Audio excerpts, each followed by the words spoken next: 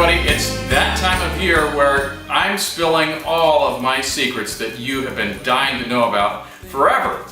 So today, I'm back in the kitchen and I'm going to share one more of my cooking mysteries of the universe with you. And if you've ever had one of my MMC's magical movie cookies, you'll know that this is a treat for the ages. So today we're going to make cookies. It's Christmas time and it's a great time to do this.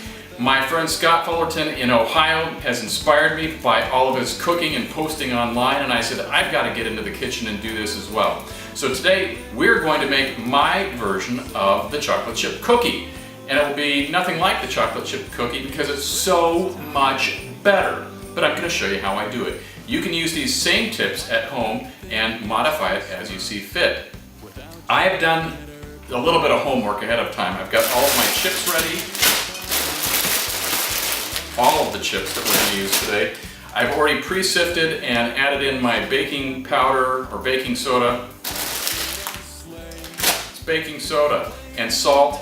I've already mixed my brown and white sugar, and I've got real butter ready to melt. That's secret number one for doing this recipe, is melt your butter first. I'll go through the whole thing with you, but this is going to be the secret to your success today. And the recipe I'll post on the My Life on the Delish, but I'm going to tell you up front, here are the secrets. Find your favorite cookie recipe in the back of your favorite bag of chips. This is Hershey. It was cheap. I got it at the Walmart. And I really don't deviate from this recipe much. However, I do increase the butter by about 25%. So if it says put in 2 sticks, we're going to put in 2.5. You'll notice that there's 5 because I always do a double batch of the cookies because they go so fast and they're so yummy once they're made. You give one to somebody and they're going to want 2 and they're going to want to tell their friends about it. So just be prepared that you're going to be very popular in the cookie baking circuit. So we're going to heat up the butter, get this melted a little bit, and then we're going to get on with the show. So we're going to pop this in the microwave for about a minute, and while that's running, we're going to get our eggs. The recipe calls for, I better double check this. Good thing I'm checking this. The recipe calls for 2 eggs. I've got 8. I'm not making that many cookies, so we're going to get the eggs along with all of our wet ingredients ready in the bowl. And I didn't need to go to the store to buy eggs today, apparently. Put these back in the refrigerator later. It's going to call for a little bit of vanilla extract, so follow the recipe on that. Here's my exact measurements. And then I mix in my other wet ingredients of the sugar and the brown sugar. We're going to wash my hands. We're going to mix these together, and the butter will be ready in just a second.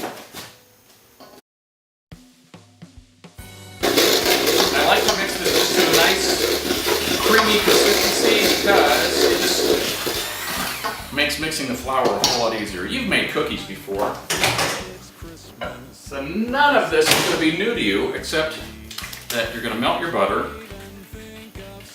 Maybe if you've melted the butter, you know, then I'm really not giving you a whole lot of extra secrets, but wait till you see what we do. Wagging here to there, and the joyous. All of my wet ingredients are now in the bowl. It's time to pour in some of the dry. I put in about 50% of the flour, soda, and salt just to get this mixed in a little bit. I don't want to turn it into a rock. You might not think it's Christmas without your winter clothes. You might want a tiny puppy or one with a big brown nose. Either way. Now, once it's done, you taste test it. Oh, that's good. Okay. I usually have extra flour because I've been known to create the recipe and the batter is really runny. Now you want it a little bit runny, but you don't want it like, you know, pouring out like a pea soup. Here's your secret, folks.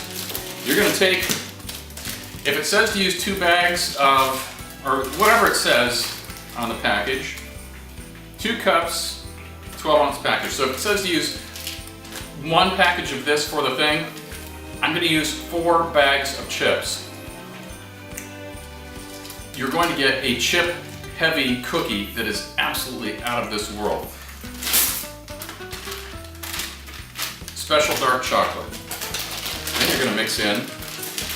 You can use any chips that you want. This is just what I like to do, and my clients go nuts. Put in some butterscotch.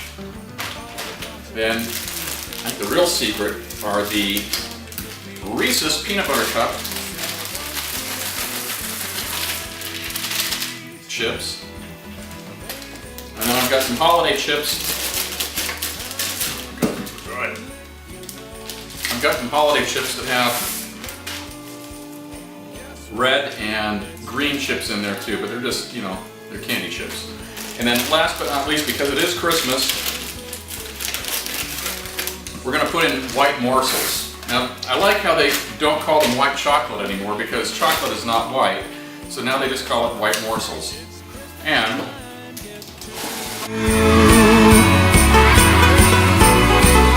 It's Christmas time for you. nice and easy. You're going to mix it up. Your dough's going to look like this. What we're going to do next is put the dough in a Tupperware container and then stick this in the freezer overnight. What this is going to do is let the dough stiffen up and the butter do whatever butter does when you stick it in the refrigerator or the freezer. And so when we start making our cookies tomorrow, you'll see, this is a 2-day process, you'll see that the dough is really ready to be plied with and shaped into these giant soft balls that are going to start making your magic movie cookies. So with that, I'm going to empty everything into the freezer container for the Tupperware, and then I will see you back here tomorrow. Well, for you, it's just a couple of seconds, but we'll be back to show you what we do when we bake the cookies, and you can make your very own MMCs to share with your family and friends this Christmas season. See you in just a bit. Welcome back to part 2 of making your very own MMCs, magical movie cookies for the holidays. Yesterday, or in this case, a few seconds ago, you saw me make up the magical batter and put it into this freezer-safe container, this Tupperware container, thank you, Aunt Barbara, and then let it set overnight. So I've kind of taken a few extra steps here this morning just to get you ready so we can actually just get with the process of making the cookies and starting to enjoy them. Now, after I take the batter out of the freezer, this is rock hard, and I love to get a nice ice cream scoop. Get something, because a regular spoon is going to bend in half. Your plastic, your plastic stuff just won't work. So get a nice metal ice cream scoop or something that's really, really sturdy. And you're going to take, I didn't even do my weight workout this morning because I know I was going to get the workout here. You take a scoop of the batter. By the way, I always wash my hands after each tray of cookies, so that way, I'm not getting gross stuff all over the place. Thank you for the pets. But you're going to take something about the size of a tennis ball and then shape it into the form of whatever you want. In this case, I'm going to do kind of like a donut shape. Now the secret here, because when we're going to make cookies that are this big, if you just put this big glob of dough on the cookie sheet, I'm sure you've done that before, I've done it before, and then the middle of the cookie never gets baked and it's a huge mess. It might be great for an ice cream topping, but we're not making ice cream toppings today, we're making the best cookies you're ever going to eat. So after shaping this into a nice round shape like this, I kind of like dent the middle of it, so when the cookie bakes, it's going to spread out and bake evenly, so when the cookies come out of the oven, you can let them rest and all of the cookie is cooked to perfection and you'll want to just eat them all up. So we're going to stick these into the oven. The timing on this is a little weird just because the cookies are so large, they actually take a little bit of time. If your cookie recipe calls for about 8 to 10 minutes at 350, I'm usually baking them for about 15 to 17 minutes. The key to this is really just to keep your oven light on and to watch the cookies to make sure that they're not going to burn. So we're going to stick these into the oven for just a real quick moment.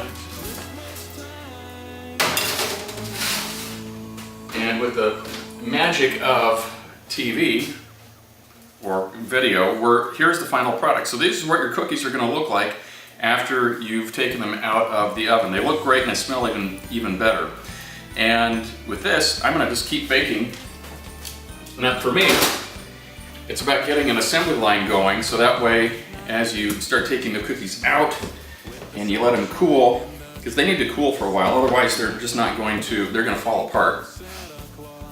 And so we'll get more of the cookies ready to go, so when that 15 minutes is up, we're ready to rock and roll. Now if you want to do something seasonal and festive, take your favorite, sprinkles, you do something like that. But I'm going to tell you, people will take one bite of your cookies and they will thank you for the rest of your life for making the best cookies they've ever eaten. So we're just going to keep this process up, and at the end of the video here, we're going to have a plate full of cookies that we can either wrap up, share, or give out to friends and family, or eat yourself if you really want to do it. People will say, you always post pictures of these vegetables that you eat. You can't ever eat anything bad. This cookie dough is my downfall. Cookie dough and pizza are the things that bring me down. I don't know what you do during the holidays that are, your little vices that you give yourself a little bit of a pass on, but making cookies is mine. And so if I get a chance to eat, some of the cookie dough, so be it. I'm eating sugar, I'm eating carbs.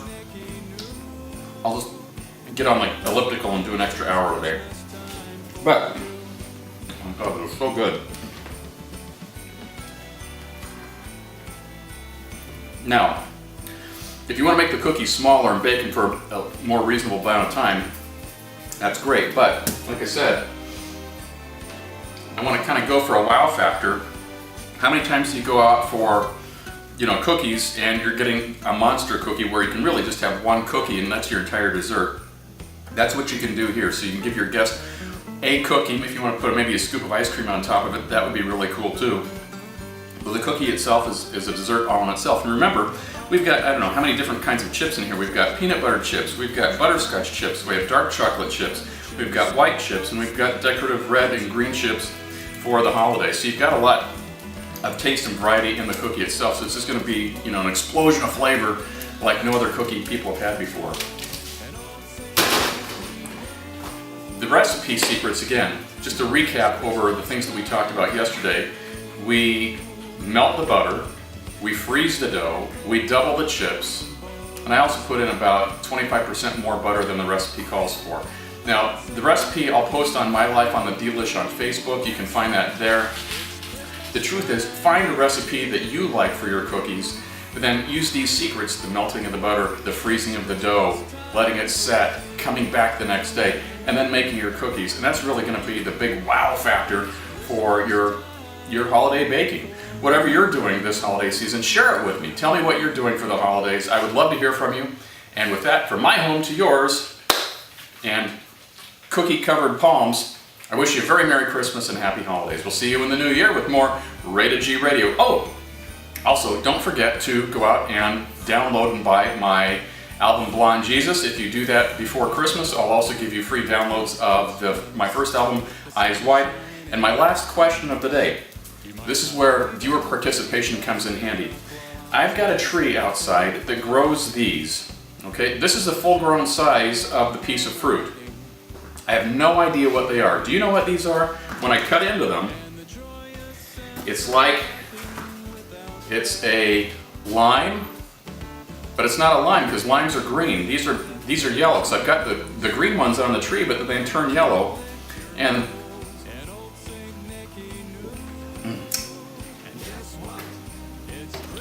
I'm not getting scurvy this winter, that's for sure.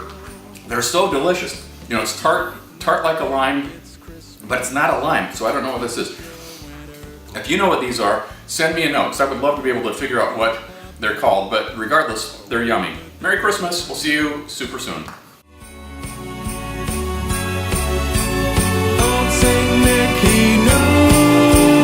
Guess what?